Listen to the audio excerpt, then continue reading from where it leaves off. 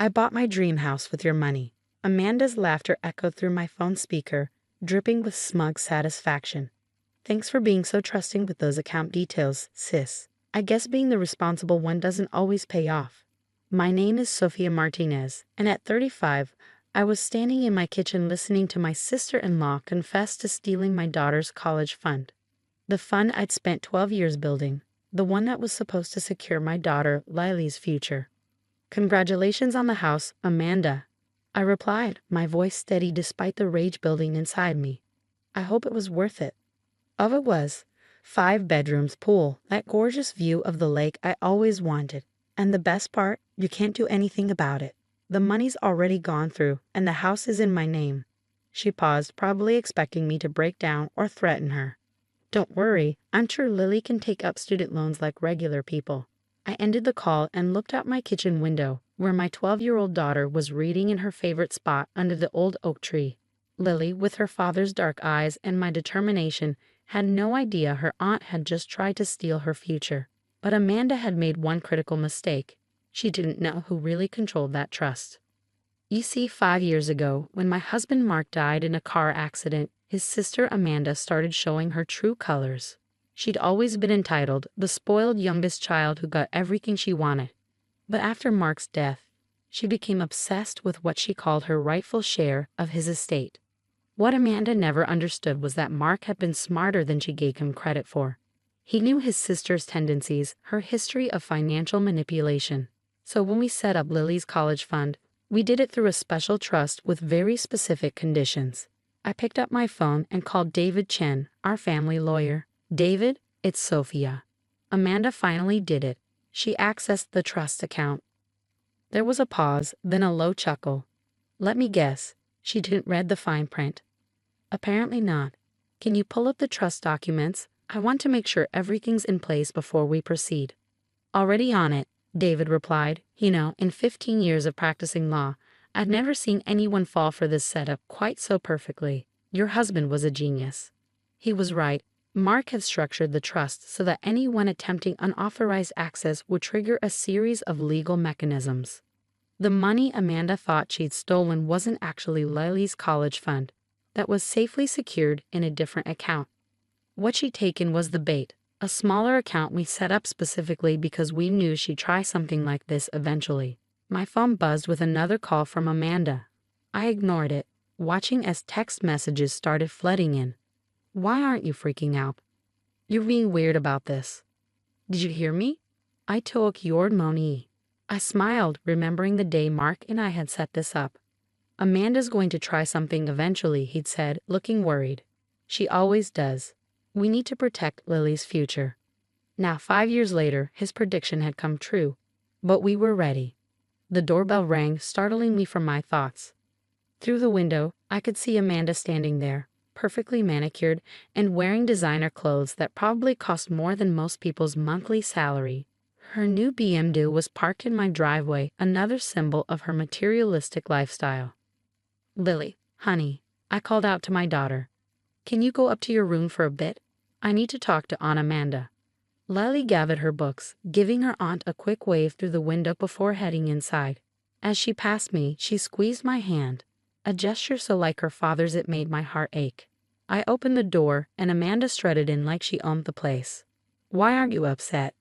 She demanded, throwing her expensive handbag onto my couch. I just took your precious daughter's college fund, and you're acting like nothing happened. Would you like some coffee? I asked calmly, moving toward the kitchen. I think we should discuss what happens next. What happens next? Amanda scoffed, following me. What's there to discuss?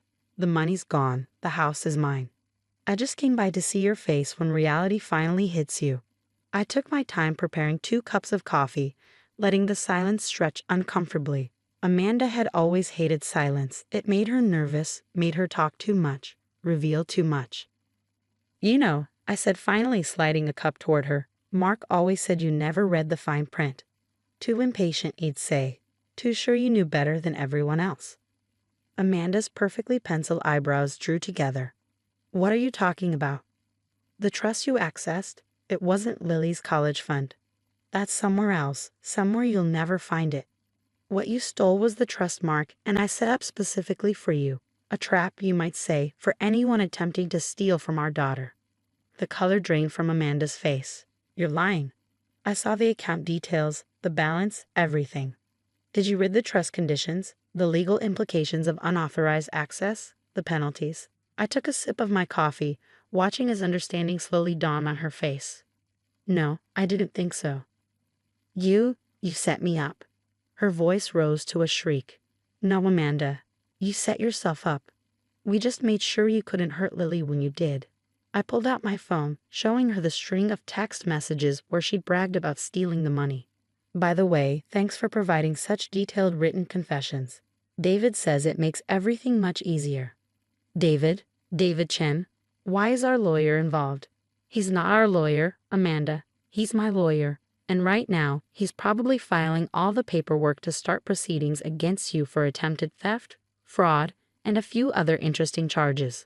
Amanda's coffee cup clattered against the saucer as her hands began to shake. "You can't do this to me. I'm family." "Family doesn't steal from children, Amanda." "But don't worry, we're just getting started.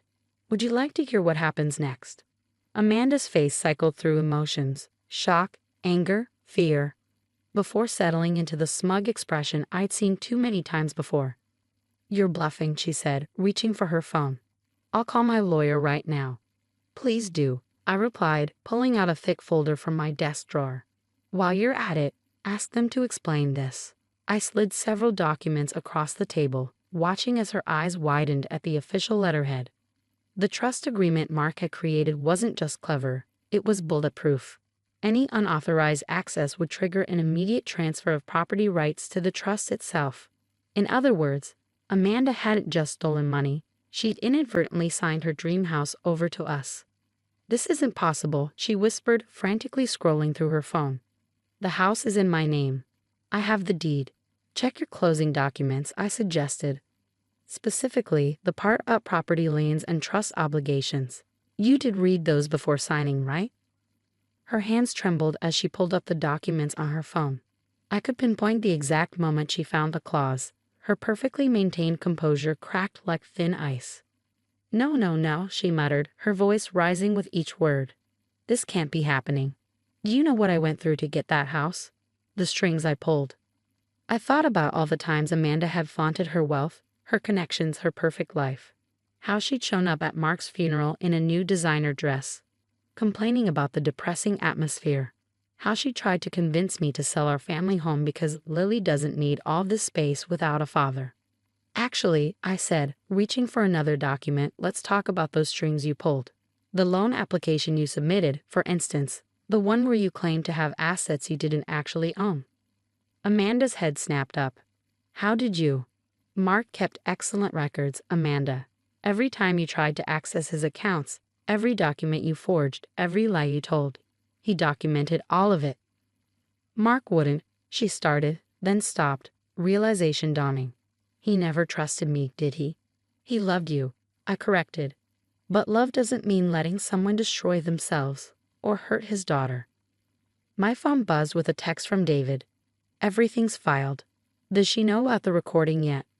I smiled, remembering the day Mark had shown me his contingency plans. "You need to understand something," he'd said, looking more serious than I'd ever seen him. "Amanda won't stop at trying to take what's mine. She'll go after Lily's future too. We need to be ready." "There's more," I told Amanda, who was still staring at her phone in disbelief. "Remember that conversation you had with your friend Jessica last month? The one about how you plan to liberate Lily's college fund." Her head snapped up. "You recorded me?" "No, Jessica did. Turns out she has a conscience. She sent me everything. The texts, the voice messages, your detailed plans to access the trust. She even documented your celebration lunch today, where you bragged about stealing from your niece." Amanda's perfectly manicured nails dug into her palms. "Jessica would never betray me like that." "Really? Check your social media." She grabbed her phone, pulling up Instagram. Jessica, her supposed best friend, had just posted a lengthy statement distancing herself from Amanda's actions, complete with screenshots of their conversations. "You turned my best friend against me." Amanda's voice cracked. "No, your actions did that. Jessica has a daughter too, remember." When she realized what you were planning, she couldn't stay quiet. The doorbell rang again, making Amanda jump. Through the window, I could see David standing there, briefcase in hand. "That would be my lawyer," I said, standing up. "I think it's time we discussed your options." Amanda's designer heels clicked against my hardwood floors as she paced. "Options? What options? You've destroyed everything." "No, Amanda. You did that yourself. But because you're family, we're offering you a choice." David entered, nodding professionally to Amanda before setting his briefcase on the table. "Ms. Martinez, I've prepared both sets of documents as requested." "Both sets?" Amanda asked, her voice small. I laid out 2 folders. Option 1. We proceed with criminal charges. The trust agreement, Jessica's evidence, your own confessions. It's all very clear. You attempted to steal from a minor, committed fraud, and violated multiple trust conditions. Amanda's perfectly applied makeup couldn't hide how pale she'd become. And option 2. You sign the house over to the trust officially. No legal battles. No attempts to fight it. You make a public apology to Lily, admitting what you tried to do. And you agree to financial oversight and counseling. Counseling, she spat. I'm not crazy. No, but you're destructive. And if you want to maintain any relationship with this family, you need help. David cleared his throat. I should mention that several of your other financial dealings have come under scrutiny. The trust audit revealed some concerning patterns. Amanda sank into a chair, her designer outfit suddenly looking like a costume she'd outgrown. How long have you been planning this? We haven't been planning anything, Amanda. We've been protecting ourselves from you. There's a difference. Through the window, I could see Lily still reading in her spot under the oak tree, completely unaware of the drama unfolding inside. Just like her father, she had a way of finding peace in chaos. She looks just like him, Amanda whispered, following my gaze. For the first time since Mark's death, I heard genuine emotion in her voice. I miss him so much. I know you do, we all do, but trying to hurt his daughter won't bring him back. Amanda's carefully constructed facade finally cracked. Tears streaked down her cheeks, smearing her expensive mascara. I thought if I had the house, the lifestyle he had, maybe I feel close to him again. Mark's life wasn't about houses or money, Amanda. It was about protecting the people he loved, even from themselves. She stared at the 2 folders on the table, years of choices and consequences laid out in legal language and official stamps. If I choose option 2, will you help me? Yes, I said simply, because that's what Mark would have wanted. David pushed the second folder toward her, pointing out where to sign. As Amanda's shaking hand moved across the papers, I felt a weight lift, not just from the resolution of this crisis, but from finally fulfilling Mark's last wish, protecting both his daughter and his sister, even if protecting them looked very different. What happens now? Amanda asked, setting down the pen. Now, I said, standing up, we start fixing what's broken, not just the trust or the house, but our family. Through the window, Lily waved at us, her father's smile bright on her face, reminding me that sometimes the best revenge isn't punishment, it's restoration. 6 months after Amanda signed those papers, I stood in the driveway of what was supposed to be her dream house. The property had been sold, the proceeds properly deposited into Lily's actual college fund, and Amanda had begun the long process of rebuilding, not just her life, but her relationships. The transformation wasn't instant, and it certainly wasn't easy. The first month of financial counseling had been especially rough. Amanda had to face not just her spending habits, but the deep-seated issues driving them. Her counselor, Dr. Martinez, no relation, helped her understand how Mark's death had triggered a spiral of destructive behavior. I always felt like I was competing with you, Amanda admitted during one of our mandated family sessions. Mark had everything figured out, the perfect wife, the perfect daughter, the perfect life. I thought if I could just get all the right things, I'd feel as successful as he was. Lily, who had finally learned the full story, showed a maturity beyond her years. Dad always said things don't make you successful, Aunt Amanda. The way you treat people does. Those words, so similar to Mark's own philosophy, hit Amanda harder than any legal consequence could have. The public apology we'd required came in the form of a social media post that shocked our entire family circle. Amanda detailed her actions, her regret, and her commitment to change.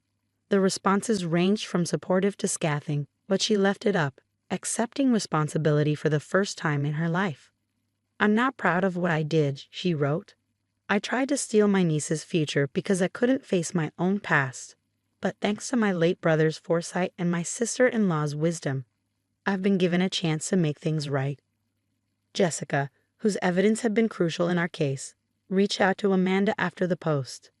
Their friendship would never be the same, but they began a cautious reconciliation built on honesty rather than shared materialism. The most significant change came 3 months into Amanda's financial oversight program. She sold her designer wardrobe, her luxury car, and moved into a modest apartment. The proceeds went toward paying back other debts we discovered during the trust audit. "It's strange," she told me over coffee one morning, wearing simple jeans and a sweater instead of her usual designer outfit. "I always thought losing my stuff would make me feel worse, but I actually feel lighter."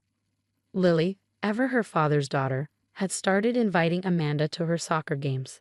At first, Amanda seemed uncomfortable in the aluminum bleachers among the other parents, but gradually she learned to cheer for Lily's team without wondering what everyone was wearing or driving. One Saturday, after a particularly exciting game, I overheard Lily telling her aunt about her college dreams. "I want to study environmental law," she explained. "Dad always said the most important things in life are the ones you protect."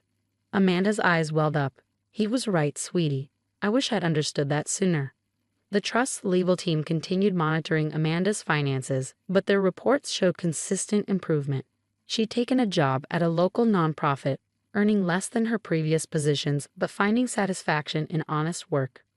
"Mark would be proud of you," I told her after she completed her first month at the new job.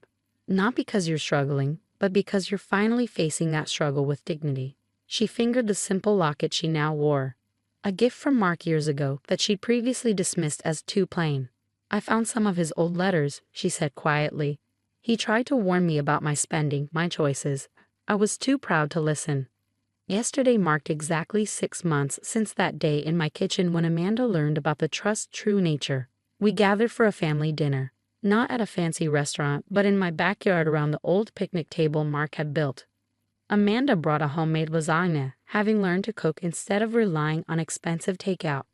Lily helped her carry it to the table, the two of them laughing about some shared joke. The sound of their laughter, so natural and unforced, would have made Mark smile. After dinner, Amanda handed me an envelope. Inside was her latest financial report, showing she'd stuck to her budget for the 6th straight month. But there was something else. A letter she'd written to Mark. "I want you to keep this," she said, her voice steady. "You and Lily were the ones he trusted, and now I understand why." The letter was honest, raw, and deeply personal. She apologized for trying to steal from his daughter, for dishonoring his memory with her actions, and for taking so long to learn the lessons he tried to teach her in life.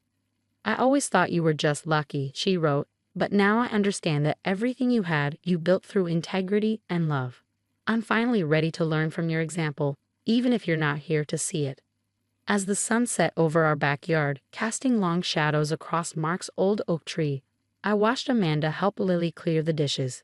They moved in comfortable synchronization, aunt and niece, their relationship transformed by truth and consequences into something genuine. "Mom," Lily said later as we got ready for bed, "do you think Dad knew this would happen? That Aunt Amanda would try to take the money." I sat on the edge of her bed, thinking about Mark's meticulous planning, his careful protection of our daughter's future, and his unwavering hope that his sister would eventually find her way. "Your dad knew people better than they knew themselves sometimes," I replied.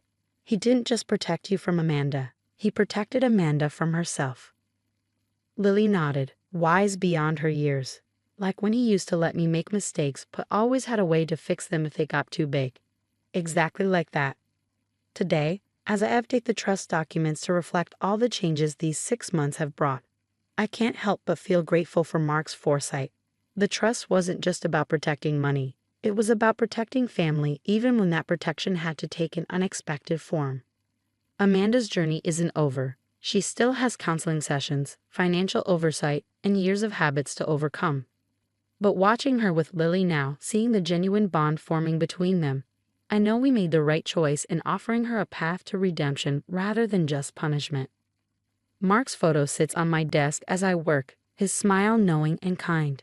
He always said family was worth fighting for, especially when, that fight meant tough love and hard truths.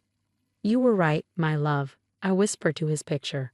Sometimes the best way to protect someone is to let them face the consequences of their actions while leaving the door open for them to come home. Through my window, I can see Lily and Amanda planting flowers under the old oak tree, building something new in the shadow of what was lost. It's not the ending any of us expected, but maybe it's the one Mark hoped for all along.